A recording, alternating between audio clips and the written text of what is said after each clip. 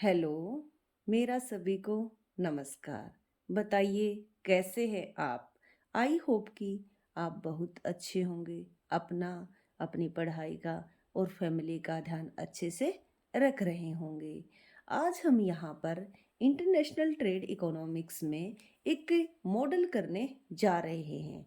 Opportunity cost model. आप इस video को समझने से पहले, इसको देखने से पहले डेरिवेशन ऑफ प्रोडक्शन पॉसिबिलिटी कराओ कि जो वीडियो है उसको ज़रूर देख लीजिए और वीडियो को लास्ट तक देखिए, तभी ये चीज़ें आपको समझ में आ जाए आएंगी। क्योंकि इंटरनेशनल ट्रेड इकोनॉमिक्स एक ऐसा सब्जेक्ट है जिसमें हर एक थ्योरी अपने आप में एक दूसरे से लिंक्ड है। तो आप इनको लिंक करके अगर समझते हो तो कोई प्रॉब्लम नहीं आएगी। रटने की कोशिश बिल्कुल भी मत कीजिए। आइए स्टार्ट करते हैं। आज हम हाथों की लकीरों में लिखा है जो उसे मिटा दे, रख हौसला कर फैसला और मंजिल तक खुद को पहुंचा दे। हाथों की लकीरों पर दोस्तों विश्वास मत कीजिए, अपनी मेहनत पर विश्वास कीजिए। आप मेहनत कीजिए, आपको सफलता ज़रूर मिलेगी। आइए टॉपिक को स्टार्ट करते हैं।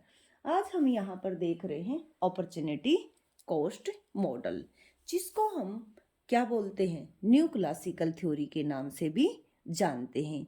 ये जो थ्योरी है वो दी है गोटफ्रीड हेबरलर ने। गॉटफ्रीड हेबरलर जो हैं, ये एक ऑस्ट्रेलियन अमेरिकन इकोनॉमिस्ट हैं। जो ये पैदा हुए थे वो हुए थे ऑस्ट्रेलिया में, और जो इनकी डेथ हुई थी वो हुई थी यूएस में। इसलिए इनको ऑस्ट्रेलियन अमेरिकन इकोनॉमिस्ट बोला जाता है। और जो इनका फील्ड रहा है वो इंटरनेशनल इकोनॉमिक्स ही रहा है। तो ये 1995 में इनकी डेथ हो गई थी। आइए हम स्टार्ट करते हैं कि अपॉर्चुनिटी कॉस्ट मॉडल क्या है।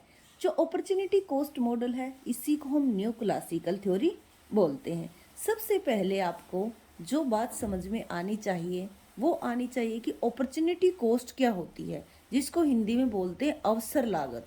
देखो, अवसर लागत को जो बच्चे हैं वो बहुत ज़्यादा कन्फ्यूज हो जाते हैं। ऐसा ही एक कंसेप्ट है। देखो, इसमें कन्फ्यूज होने की ज़रूरत नहीं है। अपॉर्चुनिटी कॉस्ट या अवसर लागत को आप क्या समझते हो, यानी कि सेकंड बेस्ट अल्टरनेट है। आपके पास दो ऑप्शन है। एक तो आप जो आज पढ़ाई कर रहे हैं, जहाँ पर भी आपने एडमिशन ले रखा है, आप कोई कोचिंग ले रहे हैं या फिर किसी कॉलेज या स्कूल में पढ़ाई कर रहे हैं, एक तो वो है। एक आप मान लिया जाए कि आपने कॉलेज में एमए इकोनॉमिक्स में एडमिशन ले लिया, और एक आप एमए इकोनॉमिक्स में एडमिशन लेकर वहाँ पर अपना समय व्यतीत करते हो। दूसरा, आप उसी समय पर क्या कर सकते थे, जॉब कर सकते थे। मान लिया जाए कि आप 2 साल में एमए कंप्लीट करते हो। जब ये 2 साल में आप अपनी एमए कंप्लीट करते हो तो मान कर चलो कि मिनिमम से मिनिमम आप 10,000 रुपये पर मंथ अर्न करते। तो आप मल्टीप्लाई कीजिएगा कि 24 महीने में, जो 24 महीने आपने यहाँ पर इन्वेस्ट किए हैं, अगर उनको आप 10,000 से मल्टीप्लाई करोगे तो क्या हो जाएगा, यानी कि 2,40,000 आप जब तक कमा चुके होगे, अर्न कर चुके होगे। लेकिन अब क्या है, आप यहाँ पर अपना समय देते हो, इधर फीस देते हो। मान लिया जाए कि आपकी एमए कंप्लीट होती है 50,000 में, तो जो आपने वो जॉब छोड़कर जो ये डिसीजन लिया है एमए करने का, एमए इकोनॉमिक्स करने का, तो ये जो आपने प्राप्त जो कर रहे हो, इसकी प्राप्त करने की अपॉर्चुनिटी कॉस्ट है वो आपके 2,40,000 रुपये। तो अपॉर्चुनिटी कॉस्ट का क्या मतलब हुआ कि सेकंड बेस्ट अल्टरनेट। जैसे कि आप कहीं से एक जॉब को छोड़कर दूसरी जॉब में जाते हो, तो नेक्स्ट जॉब में जो भी आपको मिलता है उस पहले वाली से कंपेयर कीजिए, और जो आपने प्राप्त की है उसकी अपॉर्चुनिटी कॉस्ट वो होती है जो आप छोड़ चुके हो। ठीक है। तो ये इस कंसेप्ट को, मेरे को लगता है कि आपको किसी प्रकार की कोई कन्फ्यूजन नहीं होगी। तो मैंने आपको बता दिया है कि जिस चीज को आप छोड़ते हो और जिस चीज को आप प्राप्त करते हो, प्राप्त करने वाले की जो लागत होती है, जो अवसर लागत है, वो जो आप छोड़ चुके हो वो कहलाएगी। तो अपॉर्चुनिटी कॉस्ट के बहुत सारे फॉर्मूलाज हैं। जैसे कि टोटल आय में से, टोटल रेवेन्यू में से हम इकोनॉमिक जो प्रॉफिट है उसको माइनस कर दें। हाँ, मुझे कमेंट बॉक्स में आप जरूर बताइए कि इकोनॉमिक जो प्रॉफिट होता है, एक नॉर्मल प्रॉफिट होता है, इकोनॉमिक प्रॉफिट होता है, वो क्या होता है। अब देखते हैं हम। इसका दूसरा फॉर्मूला है कि what on sacrifice what one gain. यहाँ पर क्या है कि what one sacrifice what one gain, यानी कि जो आपने त्याग किया है उसके लिए जो आपने प्राप्त किया है, यानी कि जो आपको फायदा हुआ। ये भी एक फॉर्मूला है, ये भी एक फॉर्मूला है। यानी कि किसी चीज़ को जब आप प्राप्त करते हो तो उसके लिए कुछ आपको छोड़ना पड़ता है। इसका फॉर्मूला है थर्ड, कि return on best foregone option minus return on the chosen option. यानी कि फोरगोन का क्या मतलब है, जो आपने छोड़ दिया, कि आपने जॉब छोड़ दी जो आप कर सकते थे, लेकिन आपने चूज क्या किया कि हम एमए इकोनॉमिक्स से करेंगे। इन दोनों का जो डिफरेंस होगा वो क्या कहलाएगा, आपकी अपॉर्चुनिटी कॉस्ट कहलाएगा। आई होप कि आप सबको ये बातें मेरी समझ में आ रही होंगी। जो हमारे इकोनॉमिक्स हैं पॉल सैमुअल्सन, जिसकी थ्योरी आप पढ़ते हो माइक्रो इकोनॉमिक्स में, जिसका आप ट्रेड साइकिल में मॉडल भी पढ़ते हो, ये वही पॉल सैमुअल्सन है जो जिन्होंने क्या दिया है, रिवेल्ड प्रेफरेंस थ्योरी। हाँ, अगर आप रिवेल्ड प्रेफरेंस थ्योरी को समझना चाहते हो, सच में आप कंसेप्ट को क्लियर करना चाहते हो, तो आप रिवेल्ड प्रेफरेंस थ्योरी को जरूर देखिएगा। देखो पॉल सैमुअल्सन जो है उन्होंने अपॉर्चुनिटी कॉस्ट को नाम दिया है ट्रांसफॉर्मेशन कराओ, और फिर दूसरा नाम इन्होंने दिया प्रोडक्शन पॉसिबिलिटी कराओ। अभी मैं इनको एक्सप्लेन करूंगी, बताऊंगी कि ये ऐसा नाम कैसे इसके साथ सूट होता है। जो एपी लर्नर हैं उन्होंने अपॉर्चुनिटी कॉस्ट को नाम दिया प्रोडक्शन फ्रंटियर, और दूसरा नाम इन्होंने दिया प्रोडक्शन इंडिफरेंस कराओ। आइए एक और एग्जाम्पल मैं आपको बता देती हूँ कि मान लिया जाए कि अपॉर्चुनिटी कॉस्ट के मीनिंग से ही संबंधित है कि यदि भारत गेहूं के 1 लाख टन उत्पादन को बढ़ाने के लिए कपास की 2 लाख गांठों के उत्पादन को कम करता है, तो गेहूं की इकाई की अवसर लागत कपास की 2 इकाइयाँ होंगी। मैंने आपको यहाँ पर क्या कहा कि यदि आप एक जो है टन गेहूं का उत्पादन इंक्रीज करना चाहते हो, लेकिन इसके लिए आपको 2 यूनिट कॉटन की छोड़नी पड़ेंगी, तो इसकी अपॉर्चुनिटी कॉस्ट, गेहूं की जो आपने प्राप्त किया है इसकी अपॉर्चुनिटी कॉस्ट ये होगी। आइए अब हम जानते हैं कि इसकी अजम्पशन क्या है। अजम्पशन को जानने से पहले प्रॉपर थ्योरी को समझ तो लीजिए कि ये कहना क्या चाहती है। अजम्पशन से पहले ये किसको एक्सटेंड कर रही है। देखो हम सीक्वेंस में करते आ रहे हैं कि एडम स्मिथ सबसे पहले आते हैं मर्केंटलिस्ट, फिर आते हैं एडम स्मिथ, उसके बाद आता है रिकार्डो। यहाँ तक एक बार कंसेप्ट को आप देखिए। मर्केंटलिस्ट कहते हैं कि हमें एक्सपोर्ट के ऊपर फोकस करना चाहिए, इंपोर्ट को बिल्कुल इग्नोर करना चाहिए अगर हम पावरफुल होना चाहते हैं। बट एडम स्मिथ ने अपना कंसेप्ट दिया, जो कि फादर ऑफ इकोनॉमिक्स है, फादर ऑफ इंटरनेशनल इकोनॉमिक्स भी हैं। एडम स्मिथ ने अपना कंसेप्ट दिया कि नहीं, अगर ऐसे कैसे काम चलेगा कि आप एक्सपोर्ट एक्सपोर्ट करते रहो, कौन लेगा आपके एक्सपोर्ट को, कोई नहीं लेगा। क्यों नहीं लेंगे आपके एक्सपोर्ट को, वो इसलिए नहीं लेंगे क्योंकि आप तो उनका कुछ सामान लेते ही नहीं हो, तो इस तरीके से तो ट्रेड बाउंड हो जाएगा। तो इसने कहा कि नहीं, कोई रिस्ट्रिक्शन नहीं होनी चाहिए, बिल्कुल ट्रेड फ्री होना चाहिए। बट जो इन्होंने कंसेप्ट दिया ना, इन्होंने कहा कि आप जिस चीज़ में एफिशिएंट हो ना, आप उसी चीज़ को क्या करो, एक्सपोर्ट करो, और जिसमें इनएफिशिएंट हो उसको इंपोर्ट कर लो। फिर अब रिकार्डो आता, रिकार्डो कहता कि मान लिया जाए कि दोनों कंट्री एक प्रोडक्ट में दूसरी कंट्री एक कंट्री 2 कंट्री है, उनमें से एक कंट्री ऐसी है जो दोनों ही प्रोडक्ट में एफिशिएंट है, और दूसरी ऐसी है कि जो दोनों में ही उसके कंपेयर में इनएफिशिएंट है, तो इसका मतलब तो ट्रेड होगा ही नहीं एडम स्मिथ के अकॉर्डिंग।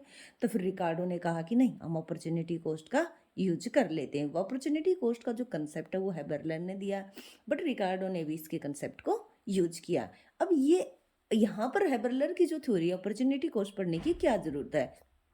ये जितने भी इकोनॉमिक्स थे इन्होंने कहा कांस्टेंट कॉस्ट के आधार पर प्रोडक्शन होता है, यानी कि जो कॉस्ट होती है वो हमारी क्या होती है, कांस्टेंट रहती है, कांस्टेंट कॉस्ट के आधार पर। बट ये जो अलग है, ये जो थ्योरी, ये हेबरलर कहता कि नहीं, जो कॉस्ट होती है ना वो इंक्रीजिंग भी हो सकती है, कॉस्ट डिक्रीजिंग भी हो सकती है, और कांस्टेंट भी हो सकती है। इसने तीनों इंक्रीजिंग, डिक्रीजिंग और कांस्टेंट जो कॉस्ट है उनके बारे में बताया।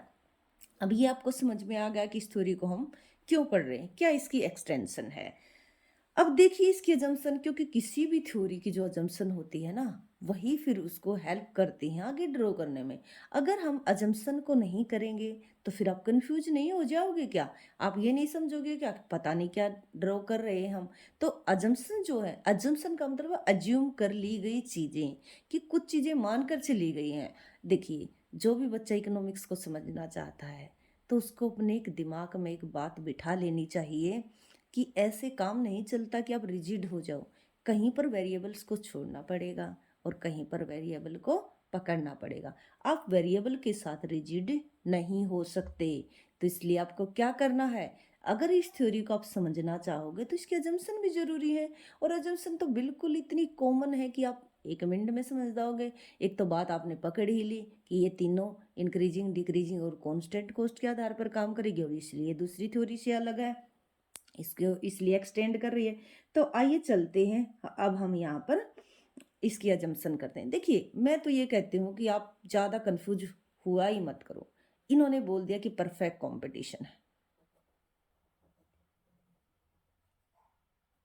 जब परफेक्ट कंपटीशन ये बोल देंगे तो आप मान लोगे कि पूर्ण रोजगार तो होगा ही, क्योंकि आप परफेक्ट कंपटीशन में पढ़ते हो कि ये सप्लाई हो रही है, डिमांड है लेबर की। यहाँ पर लेबर की लिख सकते हो आप, या फिर गुड्स मार्केट में, या फिर एक तरीके से लेबर मार्केट में, या फैक्टर मार्केट जिसको आप बोलते हो। यानी कि दिए हुए वेज पर और दिए हुए प्राइस पर जो प्रोडक्ट है वो आपको मिलता रहेगा, फर्में सेल करती रहेंगी। इसी प्रकार से अगर लेबर की डिमांड और सप्लाई की बात करते हो, लेबर की सप्लाई है, लेबर की डिमांड है, यहाँ पर इक्विलिब्रियम है कि लेबर की डिमांड इक्वल टू लेबर की सप्लाई। तो कहाँ बेरोजगारी है, जितने सप्लाई है लेबर की वो सारी डिमांड कर ली जाती है, और ये वेज का डिटर्मिनेशन होता है। इसमें क्या होता है कि दिए हुए वेज पर आप जितना मर्जी लेबर को हायर कर सकते हो। तो यानी कि परफेक्ट कंपटीशन है इस थ्योरी के अंदर। और किस में, कमोडिटी मार्केट में भी, यानी ये कमोडिटी मार्केट है जहाँ पर प्राइस का डिटर्मिनेशन होता है, और यहाँ क्वांटिटी का। और ये आपकी फैक्टर मार्केट है, दोनों में ही परफेक्ट कंपटीशन है। परफेक्ट कंपटीशन है तो फुल एम्प्लॉयमेंट तो होगा ही होगा। दूसरी बात है कि जो प्राइस ऑफ कमोडिटी है, यानी कि जो प्राइस आपको पता है वो कहाँ पर डिटर्मिनेशन होता है, मार्जिनल कॉस्ट के इक्वल होते हैं। यानी कि आप कभी भी देखना, कोई भी अगर प्राइस का डिटर्मिनेशन होता है वो मार्जिनल के द्वारा होता है, ना कि टोटल के द्वारा। तो आप ये भी ध्यान रखना कि मार्जिनल कॉस्ट उसकी क्या है, उसके आधार पर किसी भी कमोडिटी का प्राइस डिसाइड होगा। फिर आप किसको कितना वेज दोगे, ये उनकी वेज जो है वो डिपेंड करेगा कि वो क्या कितना आपको प्रोडक्शन, मार्जिनल एक्स्ट्रा जो आप लेबर का यूज करते हो वो आपको कितना प्रोड्यूस करके देती है। ये सारी चीज़ें यहाँ पर रहेंगी। फिर आप देखोगे कि जो आपने देख लिया कि जो प्राइस है वो किसके बराबर है, आप मार्जिनल कॉस्ट के, और जो वेज है वो किसके बराबर है, मार्जिनल प्रोडक्टिविटी के। और फैक्टर की जो सप्लाई है ना इस थ्योरी के अंदर वो गिवन है। गिवन का मतलब है जब तक आप थ्योरी को पढ़ोगे, जितने आपने फैक्टर मान लिए हैं, फैक्टर क्या रहेंगे, कॉन्स्टेंट रहेंगे। There are two trading countries, यानी कि इसके अंदर क्या है, दो देश हैं, दो वस्तुएं हैं। और इसके अंदर देखो, बहुत जरूरी है समझने का, 2x2 का मॉडल है ये, दो दो दो। अब इसको समझो, एक तो theory increasing decreasing constant cost के आधार पर इन थ्योरी से अलग है। एक ये मेन अजम्पशन है, क्या है कि इसके अंदर दो देश की बात की गई है, कोई भी ए और बी कंट्री है, और फिर देखोगे दो ही वस्तुएं हैं, एक्स और वाई हैं, और दो ही साधन है, लेबर और कैपिटल है। यहाँ पर सिर्फ जो थ्योरी है उनके अंदर क्या है, इसके अंदर जेएस मिल की थ्योरी भी आ जाती है। इनके अंदर only factor of production labour है, बाकी दूसरे फैक्टर को ये लेकर ही नहीं चलते, इसलिए भी ये थ्योरी अलग है। और देख लिया कि एक और अजम्पशन है क्या है कि विद इन कंट्री, आप ये इंडिया है, इंडिया में आप कहीं भी जाओ, आप इंडिया में कहीं भी जाओ, भारत के पूरे भारत के अंदर, बिहार में जाओ, यूपी में जाओ, हरियाणा में जाओ, पंजाब में जाओ, कहीं पर भी जाओ काम करो, कोई मनाही नहीं है। लेकिन आप आउट ऑफ कंट्री नहीं जा सकते, ना आप नेपाल में काम करने के लिए जा सकते, कौन नहीं जा सकते, फैक्टर। और ना ही आप पाकिस्तान जा सकते, ना यूएस जा सकते, ना चाइना जा सकते, कहीं पर नहीं जा सकते। ये इस थ्योरी की एक तरीके से बाउंडेशन है। और फ्री ट्रेड है, फ्री ट्रेड का मतलब वस्तुओं का जो आदान प्रदान होता है, एक्सपोर्ट इंपोर्ट होता है, वो बिल्कुल फ्री ऑफ कॉस्ट है। कोई ट्रेड के ऊपर टैरिफ और कोटा नाम की कोई भी चीज़ नहीं है।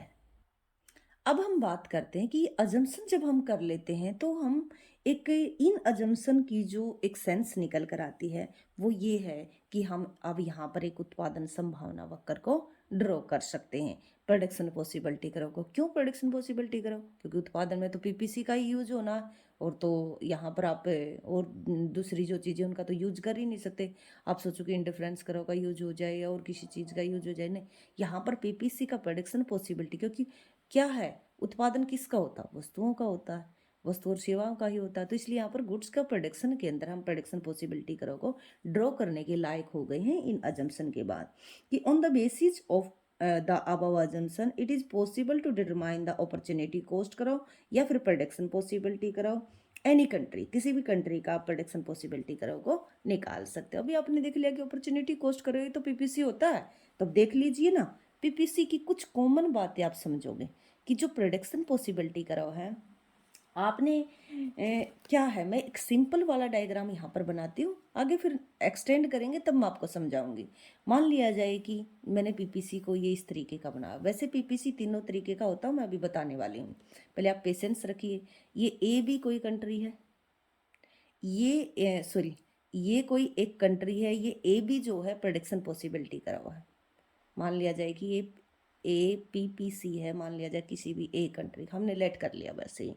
तो ये जो दिखाता है ना बेटा, ये दिखाता दो गुड्स के कॉम्बिनेशन को। यहाँ पर कोई एक्स कॉमोडिटी रही होगी और यहाँ पर कोई वाई कॉमोडिटी, या कोई भी नाम रख सकते हो आप, लेकिन वस्तुएं रखना है। यहाँ पर भी एक्स कॉमोडिटी, यहाँ पर मतलब कोई वाई, या जो भी आप रखना चाहो। तो ये दो गुड्स के कॉम्बिनेशन को दिखाता है। ये जब आप इसको ड्रॉ करोगे तो मानकर चलोगे, यानी कि दो वस्तुएं हो गई एक्स वाई, मानकर चलोगे कि ये जब आप ड्रॉ करोगे तो टेक्नोलॉजी जैसी भी यूज कर रहे हो वो दी हुई होगी यहाँ पर, और जो फैक्टर सप्लाई है वो भी दी हुई होगी, यानी कि जो फैक्टर की सप्लाई वो भी क्या है, गिवन है। यहाँ पर जब इसको बनाते वक्त, जब इसको ड्रॉ करते हो, शिफ्ट करोगे या और कुछ करोगे, वो बात नहीं कर रहे मैं, यहाँ पर सिर्फ ड्रॉ की बात कर रही हूँ। तो इसकी फैक्टर की सप्लाई जो भी है आपकी, वो आप कॉन्स्टेंट मानोगे।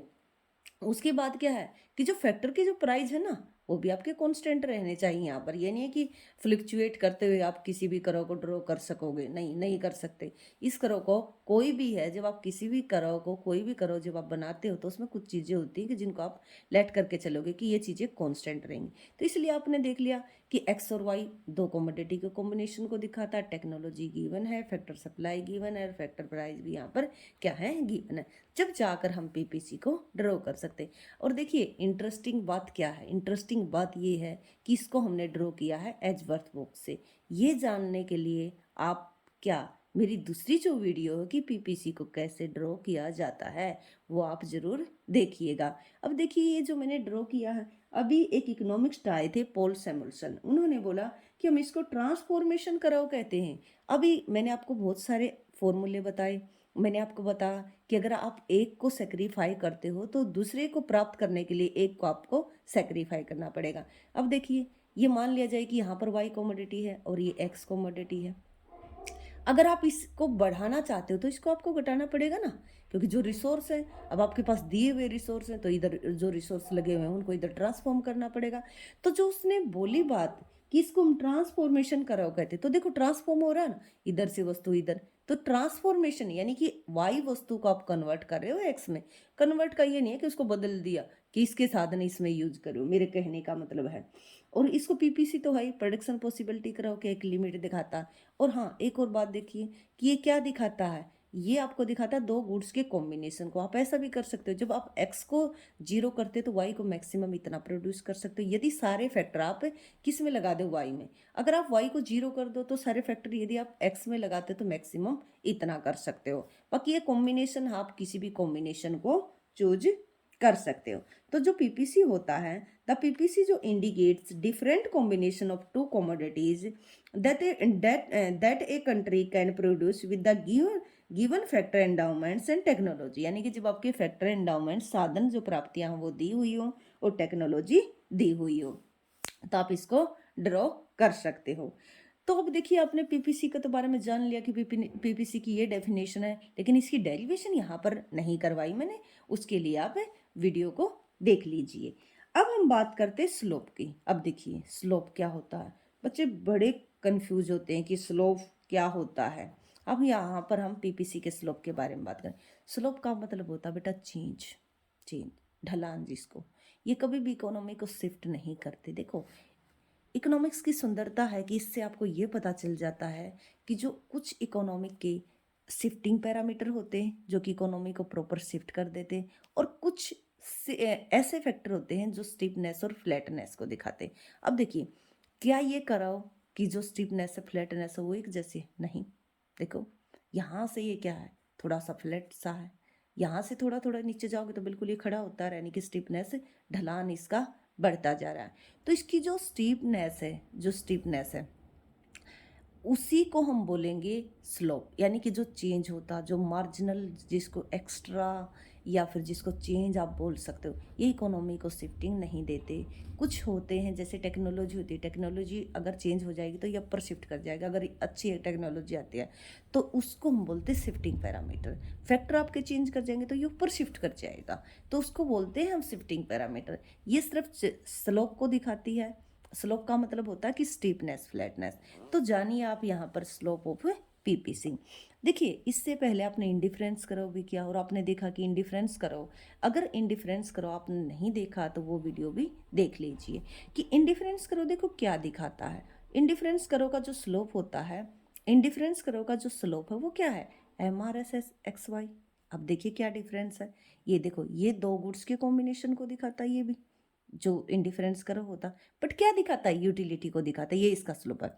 उसी प्रकार से जो इसका जो स्लोप है उसको हम बोलते MRT, marginal rate of transformation, X and Y, यानी कि किस रेट से इस वस्तु को इसमें आप ट्रांसफॉर्म करोगे। मार्जिनल का मतलब एक्स्ट्रा, एक्स्ट्रा क्या है कि पहले आप इतना लेते थे इतना, अब इसमें से ये इतना इंक्रीज किया तो एक्स्ट्रा होगा ना। इसको एक्स्ट्रा को प्राप्त करने के लिए आप इसको किस रेट से छोड़ोगे, घटती से, बढ़ती से, कांस्टेंट से, ये बोलते हैं। ठीक है ना, तो ये इसका स्लोप होगा कि स्टीपनेस या फ्लैटनेस को दिखा रहा है। अब देखिए, इसकी डेरिवेशन बहुत जरूरी है। स्लोप की डेरिवेशन मैं आपको यहाँ पर करवाऊंगी। इसको हम बोलते हैं कि जो ये MRT/XY है, देखिए, स्लोप ऑफ पीपीसी, यानी कि जो प्रोडक्शन पॉसिबिलिटी करे उसका स्लोप को देखिए। स्लोप ये है MRT/XY, और मैंने बताया स्टीपनेस और फ्लैटनेस को दिखाता। अब आगे देख लिए कि minus change in Y by change in X, इसका क्या मतलब है। मैंने आपको बताया था ना कि अगर आप एक्स को इंक्रीज करना चाहते हो तो वाई को कितने से डिक्रीज करोगे, ये स्लोप है। अब इसको हमने ड्रॉ करके दिखाना। देखिए, एक हमारी टोटल कॉस्ट होती है, जो टोटल कॉस्ट आती है, हम मान लिया जाए कि यहाँ पर दो वस्तुओं की बात करें, एक्स और वाई। इन एक्स और वाई का जब हम प्रोडक्शन करते हैं तो इनके ऊपर कॉस्ट आएगी। क्यों कॉस्ट आएगी, इसके लिए आप रॉ मटेरियल भी लोगे, इसके लिए आप फैक्टर भी यूज करोगे, तो फैक्टर को कुछ ना कुछ पेमेंट भी करोगे, कैपिटल का भी यूज करोगे, उसके ऊपर भी कुछ ना कुछ ब्याज आप दोगे, तो इन टोटल कॉस्ट ये होगी आपकी। और जैसे आपने इंडिफरेंस करो पर पढ़ा था ना कि सेम इंडिफरेंस करो पर यूटिलिटी क्या रहती है, कांस्टेंट। टोटल यूटिलिटी में अगर एक की बढ़ती है तो दूसरी की घट जाती है, तो वो कंप्लीट इसी प्रकार से आप देखोगे कि पीपीसी की जब आप बात करोगे तो टोटल को उसको एक तरीके से आप मान लोगे कि माइनर सा चेंज होता है जिसको हम जीरो ही मान लेते, सिर्फ मार्जिनल को यहाँ पर हम दिखाएंगे। तो देखिए, यहाँ पर ये मैंने आपको सिंपल बताया है, जो इसकी डेरिवेशन है वो देखिए कि मान लिया जाए कि यहाँ पर कोई ये आपकी कोई एक्स कमोडिटी है, एक्स कमोडिटी है आपकी, ये कोई एक सेकेंड रुकिए, ये आपकी एक्स कमोडिटी है। एक्स कमोडिटी में यदि चेंज होता है तो एक्स कमोडिटी में चेंज होने से उसकी जो कॉस्ट है उसमें भी चेंज आएगा। आप इंक्रीज या डिक्रीज करोगे तो लागत तो चेंज होगी ही होगी। प्लस में उसी प्रकार से यहाँ पर ये कोई आपकी वाई कमोडिटी है, ये जो थी, इसमें जैसे एक्स में चेंज हुआ, उसकी एक्स में चेंज होने से उसकी लागत में चेंज हुआ। ठीक उसी प्रकार से जब वाई में चेंज होगा तो जो अगर वाई में चेंज होता है तो इसकी कॉस्ट में भी चेंज होगा। तो इसका मतलब क्या हुआ कि एक्स में चेंज होने से उसकी लागत में चेंज हुआ, वाई में चेंज होने से उसकी लागत में चेंज हुआ, तो ये हो जाएगी आपकी यानी कि चेंज इन कॉस्ट। और जो चेंज इन कॉस्ट है वो हम मान लेंगे, यानी कि जो टोटल कॉस्ट इधर निकल कर आएगी उसको हम मान लेंगे जीरो। अब देखो, ये कॉमन है बेटा, ये चीज़ें तुम आप मैक्रो करते हो, वहाँ पर जब पीसी एमपीसी निकालते हो तब भी इस तरीके के फॉर्मूले देखते हो। इसका मतलब होता है मार्जिनल कॉस्ट, यानी कि एक्स्ट्रा, इसमें चेंज होने से इसमें चेंज आ, तो इसको हम बोलेंगे मार्जिनल कॉस्ट ऑफ एक्स, और इसको हम बोलेंगे मार्जिनल कॉस्ट ऑफ वाई। ये ध्यान रखना। एक्स एंड वाई में बहुत छोटे परिवर्तन होते हैं, इसलिए हम चेंज इन सी को लिख लेते हैं इक्वल टू 0। तो अब हमारे पास फॉर्मूलाज रह जाते हैं कि change in C divide by change in X, और इनटू में चेंज इन एक्स प्लस में change in C divide by change in Y, और इक्वल टू 0 हमने ये रख लिया। अब हम क्या करते हैं, क्योंकि हमने फॉर्मूला निकाल कर लेकर आना है, ये एक्स को बढ़ाने की कोशिश कर रहे हैं तो उसके लिए वाई को घटाना, तो इसलिए हम करते हैं कि इसको तो हम इस साइड रखेंगे वाई वाले को तो, और सॉरी यहाँ पर चेंज इन वाई आएगा और यहाँ पर प्लस आएगा, इसको हम रखेंगे इस साइड और इसको ले जाएंगे इस साइड। तो हम देखते हैं कि change in C divide by change in Y into में change in Y equal to, जब ये इस साइड जाएगा तो माइनस का हो जाएगा change in C divide by change in X into में चेंज इन एक्स। अब देखिए चेंज इन वाई, इसको इस साइड ले आइए, change in Y divide by change in X, ये इस साइड आ जाएगा आपका, और इस साइड क्या चला जाएगा आपका, ये change in C divide by change in X, और डिवाइड में आपका चला जाएगा change in C divide by change in Y. और अब मैंने लिखा कि इसको हम लिखते हैं मार्जिनल कॉस्ट ऑफ एक्स और इसको हम लिखते हैं मार्जिनल कॉस्ट ऑफ वाई।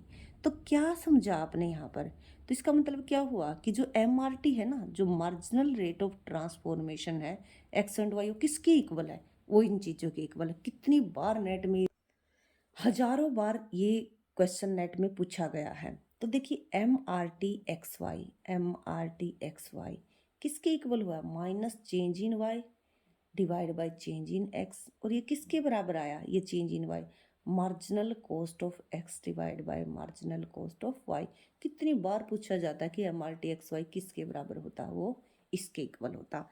तो मेरा ये मानना है कि आप समझ चुके होंगे ज़रूर। देखिए आगे कि हमने जमसन में पढ़ा कि जो PPC है, यहाँ पर है बर्लर की थ्योरी में, वो क्या है कि इंक्रीजिंग कॉस्ट, डिक्रीजिंग कॉस्ट और कांस्टेंट कॉस्ट, इन तीन चीज़ों के बारे में कि तीन तरीके का PPC बनाया जाता है। देखिए ये क्वेश्चन कितना कॉमन है, ये क्वेश्चन भी नेट में पूछ लिया कि क्या इंडिफरेंस करो एक तरीके से कांस्टेंट होता है, इस तरीके का होता है, या फिर वो कॉन्वेक्स होता है, या फिर कॉनकेव होता है, या फिर इस तरीके का होता है। आप देखोगे कि तीनों तरीके का होता है। जब हम बात करते हैं स्ट्रेट लाइन की, इसका मतलब होता है कि जितना हम y को छोड़ेंगे सेम उतना ही हम x को बढ़ाएंगे। इसलिए यहाँ पर बोलते हैं हम कि जो MRT XY होती है, MRT XY वो रहती है आपकी कांस्टेंट। ठीक है, कि जितना आपने सेक्रीफाई किया है उतना ही आपने प्राप्त किया। इसको हम बोलते हैं कि कांस्टेंट कॉस्ट, यानी कि कांस्टेंट कॉस्ट के आधार पर यहाँ पर कंट्री काम कर रहा है, इसको हम बोलते हैं कांस्टेंट कॉस्ट। इसका मतलब है कि दोनों गुड्स में अपॉर्चुनिटी कॉस्ट या मार्जिनल कॉस्ट इक्वल है। इसका मतलब है कि जो कंट्री है ना, वो क्या है, दोनों ही गुड्स में इक्वल एफिशिएंट है, जो कि रियल लाइफ में सत्य नहीं होता है। अब देखिए जो हमारा जो PPC है वो इस कॉनकेव होता है। इसका मतलब होता है, ये PPC है आपका, कि यहाँ पर जो MRT XY है ना वो इंक्रीजिंग है, MRT XY इंक्रीजिंग। देखो इंक्रीजिंग का क्या मतलब है, जब आप नेक्स्ट टाइम में इस एक कमोडिटी को आप प्राप्त करते हो, तो स्टार्टिंग में आप अगर इतना ही एक दूसरी प्राप्त करना चाहते हो, इसकी एक यूनिट को प्राप्त एक्सटेंड करना चाहते हो, तो स्टार्टिंग में आप उसके लिए कम छोड़ते हो। उसके बाद यदि आप इसकी एक और इतना इंक्रीज करते हो तो उसके लिए आपका ये जो रेशो है वो बढ़ता चला जाएगा। एक तरीके से इसकी नेक्स्ट यूनिट प्राप्त करने के लिए पहले आपने कम छोड़ी, फिर आपने ज़्यादा छोड़ी, इसलिए हम इसको बोलते हैं कि MRT XY इंक्रीजिंग है। जब MRT XY इंक्रीजिंग होता है तो इसका मतलब होता है कि जो यहाँ पर जो भी इंडस्ट्री या जो भी कंट्री काम कर रहा है वो कर रहा है इंक्रीजिंग कॉस्ट इंडस्ट्री, यानी कि इंक्रीजिंग कॉस्ट इंडस्ट्री है ये, जो increasing cost industry, increasing cost या फिर डिक्रीजिंग रिटर्न टू स्केल, इसको ये भी बोल सकते हो ना कि डिक्रीजिंग रिटर्न टू स्केल। इसका मतलब क्या हुआ कि जैसे जैसे आप x को इंक्रीज करते हो वैसे वैसे मार्जिनल कॉस्ट ऑफ x वो हो क्या, बढ़ती जा रही है। और वाई को जब आप डिक्रीज कर रहे हो तो इसकी कॉस्ट तो डिक्रीज होती जा रही है। मार्जिनल की मैंने यहाँ पर बात की है। तो ये सारी चीज़ें आप समझोगे कि जे कॉनकेव होता है तो इसका मतलब ये होता है, यहाँ पर MRT marginal rate of transformation X and Y वो इंक्रीजिंग होता है। इंक्रीजिंग कॉस्ट के अंदर जो इंडस्ट्री है वो काम कर रहा होता है। इंक्रीजिंग कॉस्ट मिल रही है तो जायज़ बात है कि आपके जो कॉन्स्टेंट सॉरी जो रिटर्न्स होंगे आपको घटते हुए मिलेंगे। ये इस चीज़ को शो करता है। जब इस तरीके की सिचुएशन होती है तो कभी भी जो कंट्री है वो एक प्रोडक्ट में स्पेशलाइजेशन नहीं करता है। वो चाहे कम ज़्यादा किसी को कर सकता, हो सकता है कि एक को ज़्यादा प्रोड्यूस करे, एक को कम, बट परफेक्ट स्पेशलाइजेशन नहीं करेगा वो। अब हम बात करते थर्ड की। इसकी जो हम बात करते हैं इसको बोलते कॉन्वेक्स टू द ओरिजिन। ये कॉन्वेक्स टू द ओरिजिन इसका मतलब होता है कि जब आप एक्स को स्टार्टिंग में जब आप एक्स की एक यूनिट प्राप्त करते हो तो पहले आप ज़्यादा छोड़ते हो, फिर उसकी नेक्स्ट यूनिट के लिए आप कम छोड़ते हो। तो इसलिए यहाँ पर बोलते हैं कि जो MRT XY है वो आपकी डिक्रीजिंग है। देखिए हर कंसेप्ट को ध्यान रखोगे तभी काम चलेगा। इसका मतलब ये है कि यहाँ पर ये जो कॉस्ट है एक्स की, जैसे जैसे वो एक्स को बढ़ाता जा रहा है वैसे वैसे पर यूनिट जो एक्स्ट्रा जो इंक्रीज करता है उसकी marginal cost of x decrease हो रही है, और इसके छोड़ने से जो मार्जिनल कॉस्ट ऑफ वाई है वो इंक्रीज हो रही है। तो इससे जब इंक्रीजिंग है तो इसका मतलब क्या है, इसका मतलब है कि इंक्रीजिंग रिटर्न टू स्केल यानी कि डिक्रीजिंग कॉस्ट, इसको हम बोलेंगे डिक्रीजिंग कॉस्ट, क्योंकि एक्स को बढ़ा रहे हो एक्स की कॉस्ट घटती जा रही है, इसलिए उसको इसको पहले आप कम छोड़ रहे थे, इसको पहले आप ज़्यादा छोड़ रहे थे फिर कम कम। तो इसके बाद क्या है कि आप जब इसको आप इंक्रीज करते हो तो इसकी कॉस्ट पर यूनिट जो आपकी कम आती जाएगी। मान लिया जाए कि पहले आपने एक पेन का प्रोडक्शन किया, उसकी आई 5 रुपये कॉस्ट, फिर आपने सेकेंड पेन का प्रोडक्शन किया, मान लिया है कि आपकी आई 4 रुपये 90 पैसे 95 पैसे, फिर आपने 4.80 आई, फिर 4, इस तरीके से वो घटती जा रही है और वहाँ पर वो बढ़ती जा रही थी। तो इस केस में आप क्या बोलोगे कि आपके जो रिटर्न है जब कॉस्ट घटती जा रही है तो इंक्रीजिंग रिटर्न टू स्केल होंगे, यानी कि आपको बढ़ते प्रतिफल मिलेंगे। इस केस में जब हमारा जो प्रोडक्शन पॉसिबिलिटी करा हुआ कॉन्वेक्स टू द ओरिजिन होता है तो इस केस में परफेक्ट स्पेशलाइजेशन की पॉसिबिलिटी होती है कि आप पर्टिकुलर किसी कमोडिटी को प्रेफर कर सकते हो, यानी कि एक को बिल्कुल छोड़ सकते हो, दूसरी एक को आप प्रॉपर मतलब कंप्लीट एक वस्तु का आप उत्पादन कर सकते हो। आई होप कि आप सभी को समझ में आया होगा। अब हम इसकी नेक्स्ट वीडियो देखेंगे क्योंकि एक वीडियो में पॉसिबल नहीं है इस थ्योरी को कंप्लीट करना। Thank you so much. इस वीडियो को ज़्यादा से ज़्यादा लाइक कीजिए, शेयर कीजिए और सब्सक्राइब कीजिए।